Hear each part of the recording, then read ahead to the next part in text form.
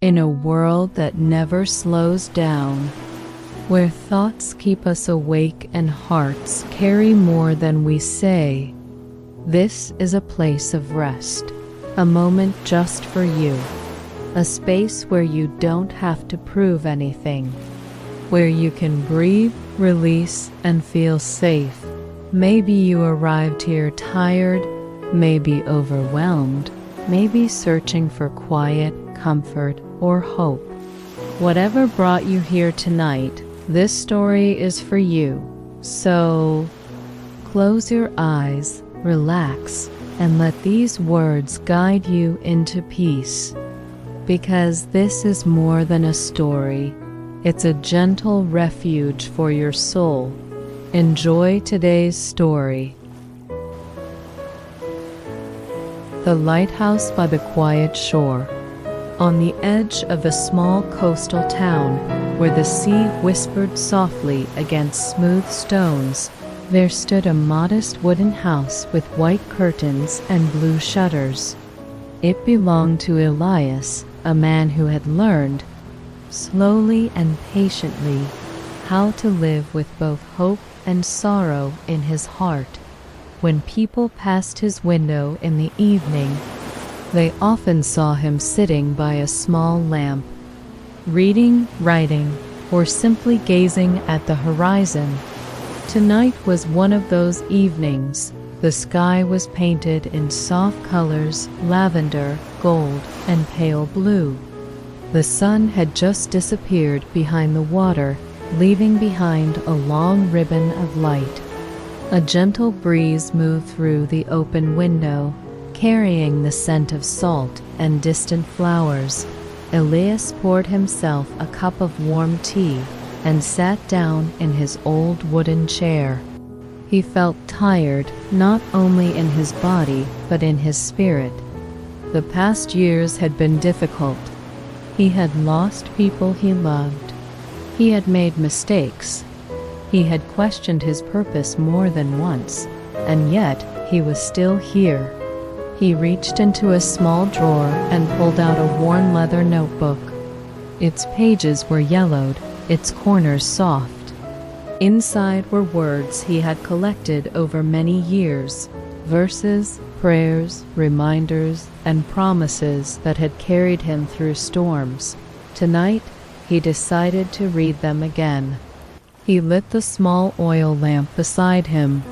Its glow was gentle, never harsh. Then he opened the notebook to the middle, where he had written a special list. At the top of the page, in careful handwriting, were the words, "For the nights when my heart is tired, and my faith feels small." Below it was a list of messages he had gathered from the Bible, words that had helped him breathe again when life felt heavy. He began to read the list of light. Be still, and know that I am God, a reminder that peace begins with trust. Do not be afraid, for I am with you. Even in darkness, I am accompanied. Come to me, all who are weary, and I will give you rest. Rest is allowed. Rest is holy. The Lord is close to the brokenhearted. Let all that you do be done in love. Trust in the Lord with all your heart. The joy of the Lord is your strength. Cast all your anxiety on him. Love is patient. Love is kind. The Lord is my light and my salvation. Do not worry about tomorrow.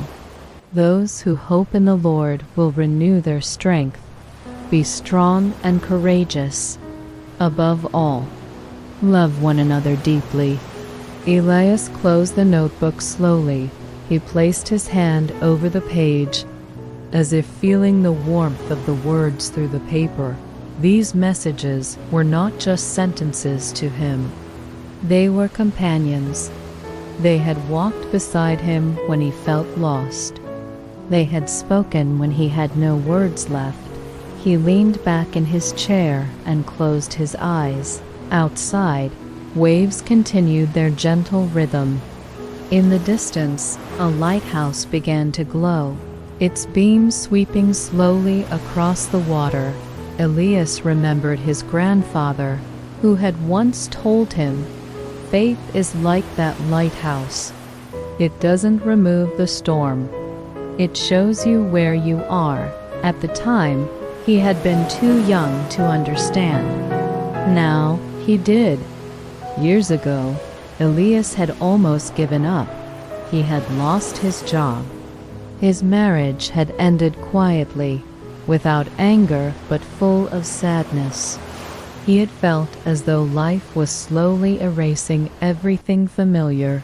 There were nights when he sat in the dark and wondered if hope was only for stronger people. One evening, during that season, he had walked along the shore in the rain. His coat had been soaked. His shoes were filled with water. He didn't care. He had whispered into the wind, "God, are you still here?" There was no thunder, no miracle, only the sound of waves. But then, through the mist, he saw the lighthouse. Its light was steady, unmoving, faithful. That night, he went home and opened the Bible for the first time in months. His eyes fell on Psalm 27:1. "The Lord is my light and my salvation. Whom shall I fear?" Something inside him had softened. Not all at once, but enough to keep going. Since then, Elias had learned that healing rarely arrived suddenly. It came quietly, like dawn.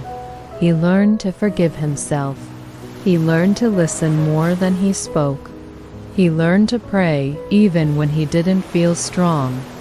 He learned that faith was not pretending everything was fine. It was choosing to trust. Sometimes, neighbors visited him for tea. Sometimes travelers stayed in his guest room.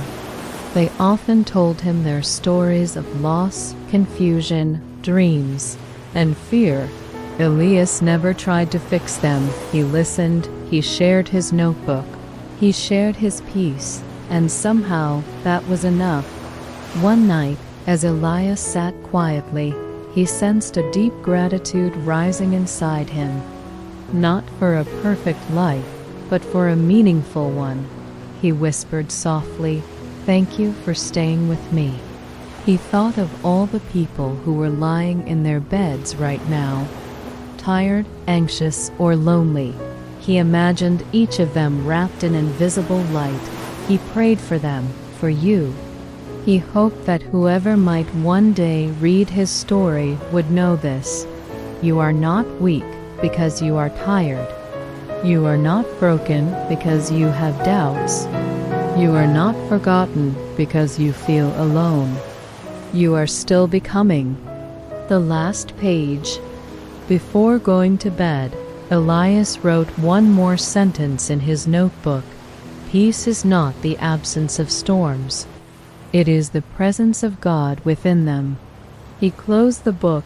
He blew out the lamp. Darkness filled the room, but it was gentle, not frightening. Outside, the lighthouse continued its work. Inside, Elias rested. And somewhere, in the quiet space between waking and sleeping, faith whispered softly, "You are held. You are loved. You are safe. Sleep well, dear. You are loved and safe."